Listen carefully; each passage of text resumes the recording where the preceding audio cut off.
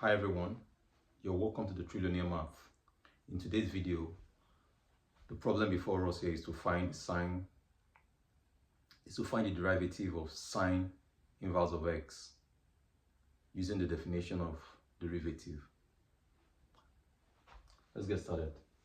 Problem here says use the definition of derivative to find sine inverse of x prime. Okay, now the first thing we need to do here is to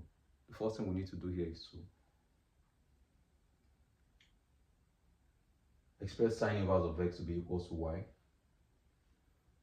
Our domain, or the domain of the function x,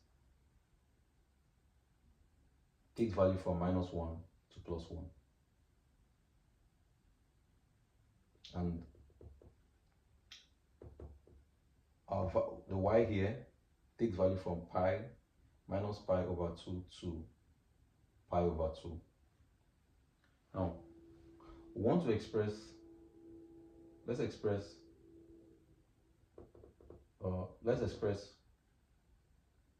this function.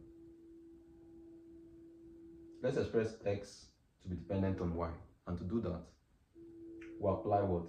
Sine to both sides. Apply sine here and apply sine here, and that will undo the sine inverse here. We're left with what? X.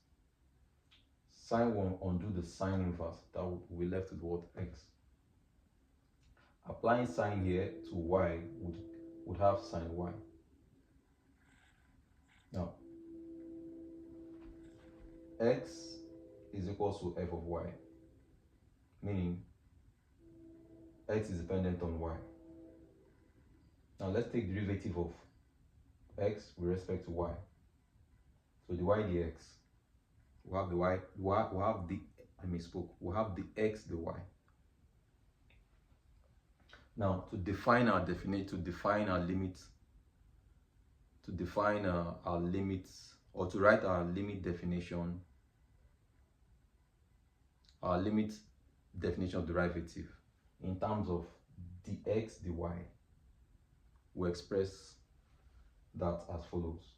Lim as change in y goes to 0, f into brackets y plus change in y minus f of y over change in y. Okay, keep in mind that what we're finding derivative of is our derivative is dx dy.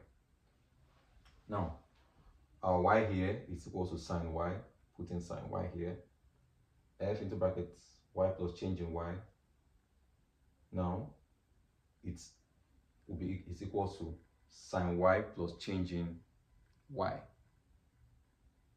Okay, now, so we'll substitute that here, and that's expressed at the top here as follows.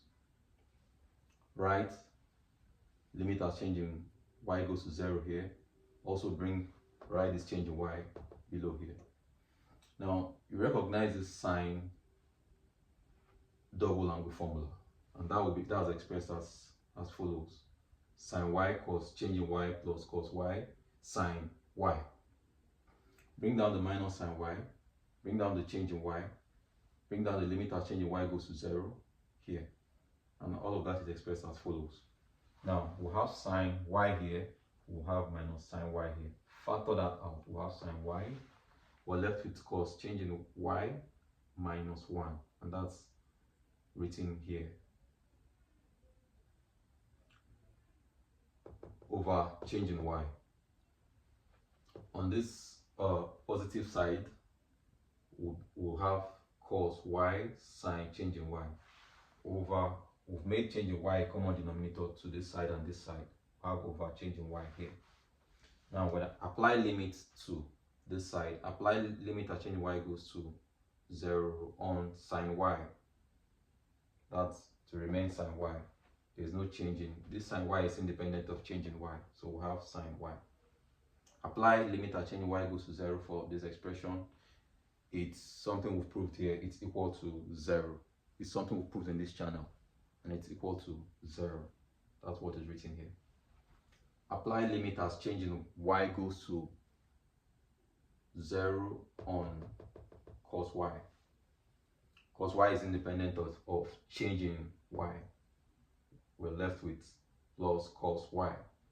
Apply limit as changing y goes to 0 on sine changing y over changing y, and that's equals to 1. We've proved that here in this channel, and it's equal to 1. You recognize that identity. Now multiply sine y. So multiply sine y with 0, it's 0. Cos y times 1, it's cos y. Hence, our dx dy is equal to cos y. Bear in mind we're trying to find the derivative we're trying to find the dy dx, okay? So to do that, apply what? We take reciprocal of both sides. Take reciprocal of both sides. Dx dy becomes dy dx. Apply reciprocal to this side.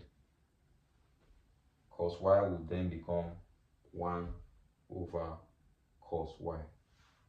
Now bear in mind that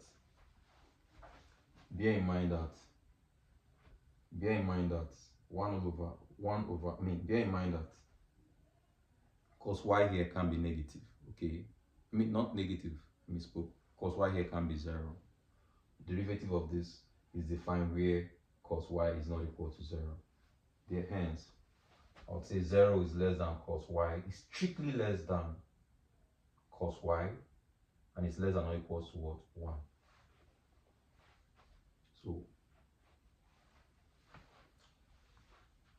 So, we can express y further in terms of,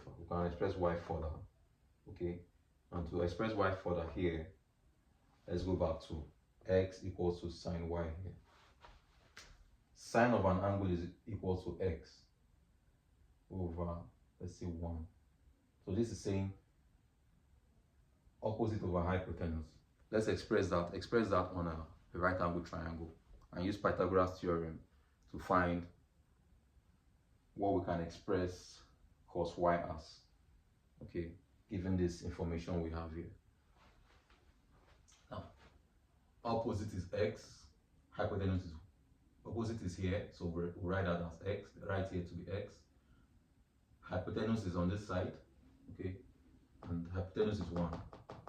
What do we need to do to get this side of the expression? We use Pythagoras theorem. Square of this minus the square of this will be equal to this, okay?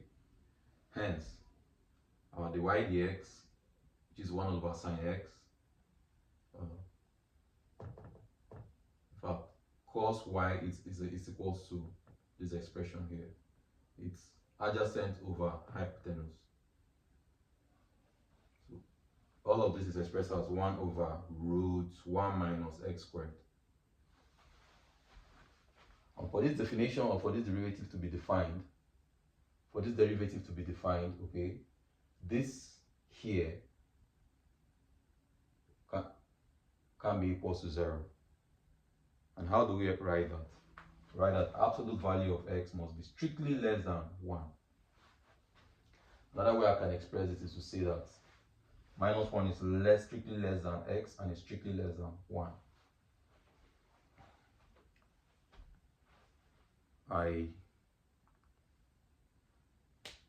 That will be all for now about finding the derivative of sine inverse of x.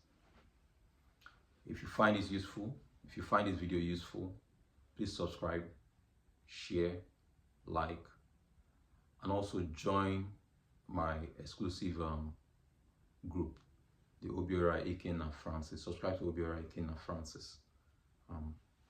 Thank you all for staying with me all through. I'll see you all in the next one.